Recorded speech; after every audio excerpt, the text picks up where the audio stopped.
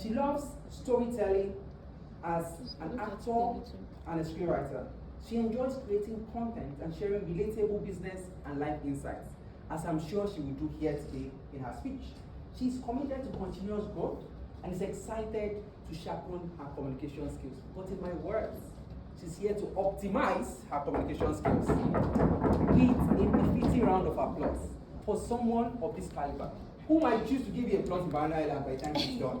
Let's make welcome Toastmaster Ijoma Nnamani.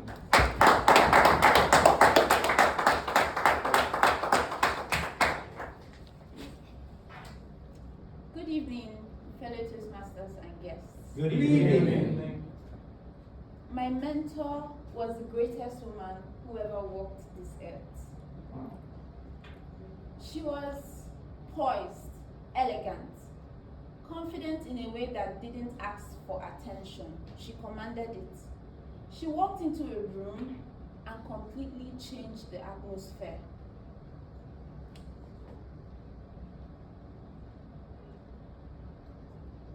That was my mentor. Now you're probably wondering, who is this woman? The first time I met her, I was shaking. I was so nervous. I had to rehearse what I was going to say to her the day before. It was one of those rare opportunities when you don't feel like you deserve it. So when I got the opportunity, I walked up to her and I immediately forgot everything I was going to say to her. But she listened, and immediately after that encounter, something about my mindset completely changed. There was a complete optimization of my mindset. Now you're still wondering, who is this incredible woman? You may know her, and I'll talk about her. This incredible woman is, in fact, entirely, completely made up. Wow. Yes, I do not have a mentor. Now, I had a tough time trying to come up with a speech for this particular Toastmasters project, because I thought long and hard about I've never had a mentor. I've never had someone, because the way I think about mentorship, it's a person who is people who are in suits, people who talk to you seriously, people who have impressive titles. They always have life-changing, important speeches to dish out.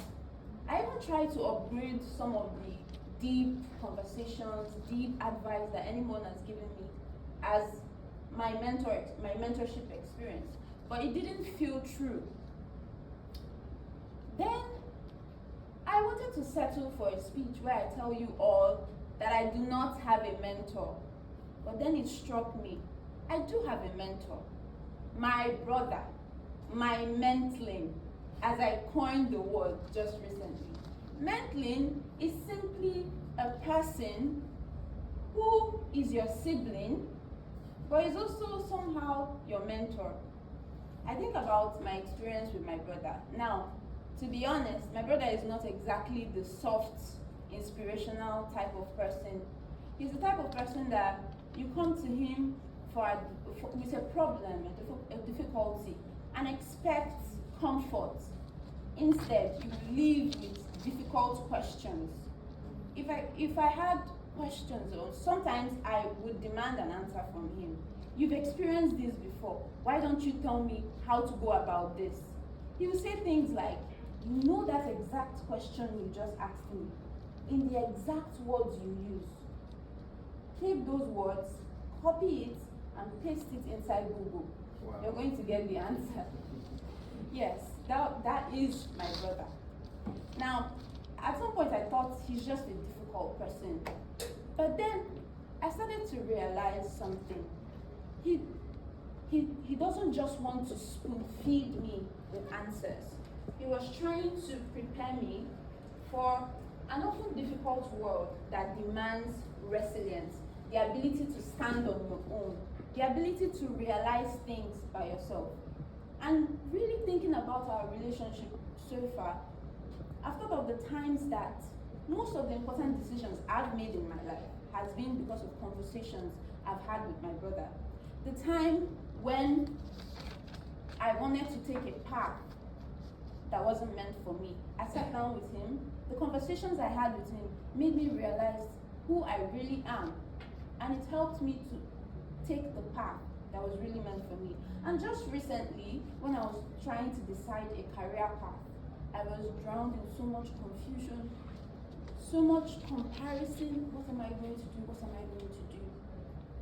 After having a conversation with him, it completely drowned out the noise. He helped me see that clarity is oftentimes more important than pressure. And really thinking about all of this has made me to come to the very important conclusion that mentorship isn't always formal. It's not always that person that you're waiting for, that glamorous celebrity figure or someone with an intimidating presence and all the impressive titles. Sometimes that person might have been in your life all along. You might be observing that person from afar, picking lessons from different people that you used to live your life in the best way possible. It might be in uncomfortable truths, difficult conversations, and people who help you see the world a different and better way. Yes, I do not have a glamorous celebrity mentor like I told a tall tale about when I first came here, but I do realize that I have something far more important, something more real. A person who has not just taught me what to think, but how to think. And that to me is the greatest kind of mentorship. Thank you.